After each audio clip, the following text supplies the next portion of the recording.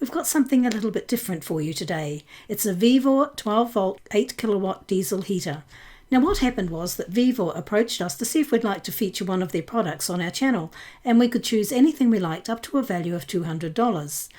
At this point, winter was coming to an end, but we were still freezing our butts off in the garage when using our laser machines. So we thought it would be a good idea to go with a heater, and this is the one we chose. Now bear in mind, we had no idea how this would work, so we were thinking we'd just be able to pour in some diesel, turn it on, and away it would go. But no, that wasn't to be. But it did end up being doable for us. So if we can do it, so can you. Although we did get a bit of help with some of it, as we weren't too sure on how to connect it to a power source. But more on that later. Now this heater is designed for use in tents, caravans, cars, trucks, rooftop tents, small workshops and garages. Here's what came in the box along with the heater.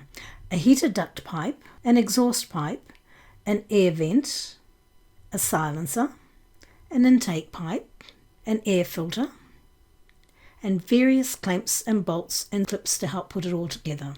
We also received a remote control and of course the manual. Now putting it together is pretty easy. You just attach the intake pipe to the bottom of the heater, and they've conveniently included an opening on the side to get the screwdriver in, which we didn't realise at first and kind of had a little bit of trouble, but there you go. Then you attach the exhaust pipe to the bottom as well. Now this pipe does get really hot, ask me how I know.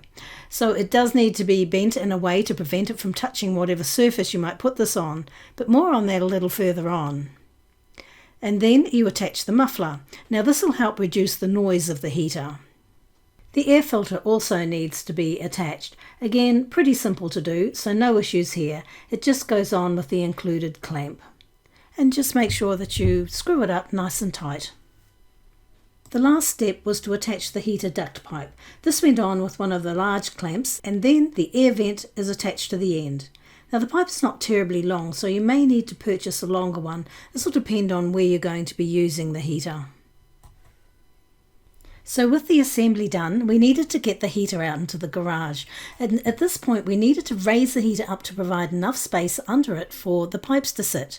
Now I've already mentioned that the exhaust pipe gets mighty hot, so we didn't want to burn the surface of where we have the heater sitting. So we got a piece of 2x4 from the local hardware, and since we had gotten Paula's brother up to help with the technical stuff, we thought we may as well make use of him to help cut the wood and attach the heater to it. Although we could have done it ourselves, just saying. The next thing we needed to do was connect the heater to a power source, and hence why we needed Paula's brother, as he had a 12 volt battery which he kindly lent to us so we could get the heater working. He stripped the wire and curled them around and to attach to the battery. He suggested getting some of those crimping rings, I think that's what they're called, to finish off those wires a little better, and we will do that at a later stage. And you can see here that he's attaching the wires to the battery.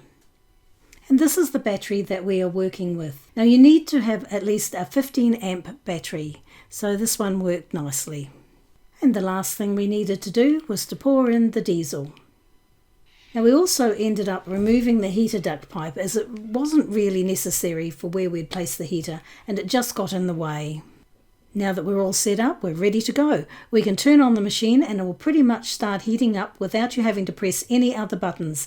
But there are various settings that you'll want to play with to get it right for you. Now bear in mind that there are multiple versions of this machine in different sizes and with different specifications, and we went with the vertical option without Bluetooth. Now I'm not sure why we opted for no Bluetooth, but it's only about $10 difference if you want to get the Bluetooth version as opposed to the regular version.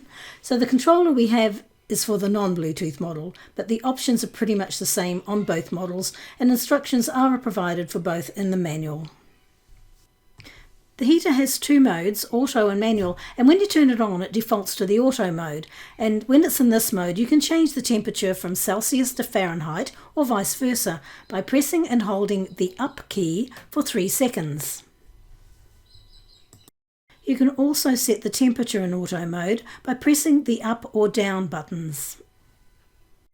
To change from auto to manual mode, you press the on-off key for 3 seconds.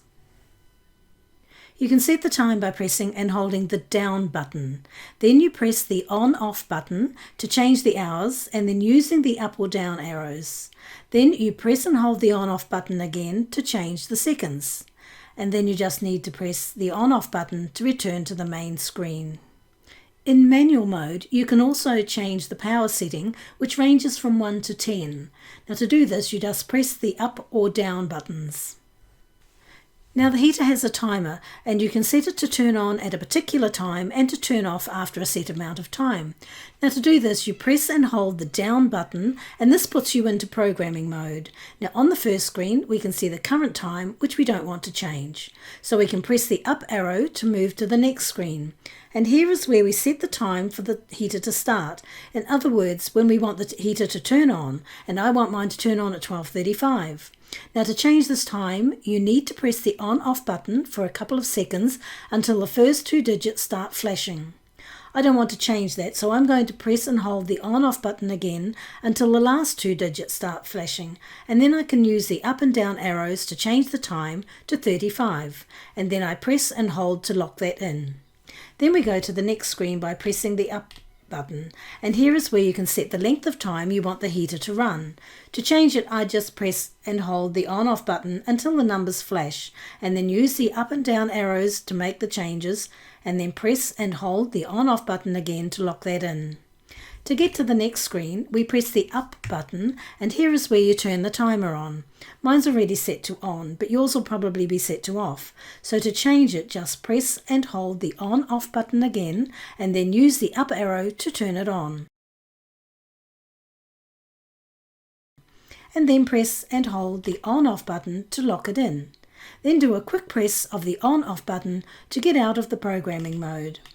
And now you just need to turn off the machine and it will start at the time you set. Okay, so let's do a review of our heater. Now let's start with the build quality. It's very solid and sturdy. Now I've purchased a few products from Vevor in the past, and so far everything has been very well built and has a lovely solid feel to it. My vacuum sealer is one of my favourite purchases from Vevor, and it is built like a tank, and I absolutely love it. Now the installation for the heater was easy. The manual covered that pretty well, and we have no issues with attaching all of the pipes and the clamps. As we've already mentioned, we did get some help as we weren't sure about the technical stuff, but otherwise it is super easy to put together. About the only tough bit was bending the exhaust pipe. Now the amount of heat it generates is amazing. It can get super hot. You can't hold your hands in front of it for too long, as it could get scalding hot on the highest temperatures. The control panel is easy to read, and changing the settings is easy when you know how. The manual is not great at explaining this, especially for the changing of the settings on the control panel. They really need a better English translation, and it did take us a little time to work this out. It does emit some sound. It can start out quite loud, but then it settles down to more of a white noise. We could easily talk to each other quite close to the heater without having to raise our voices. It does have a ticking noise at times, which may be annoying for some.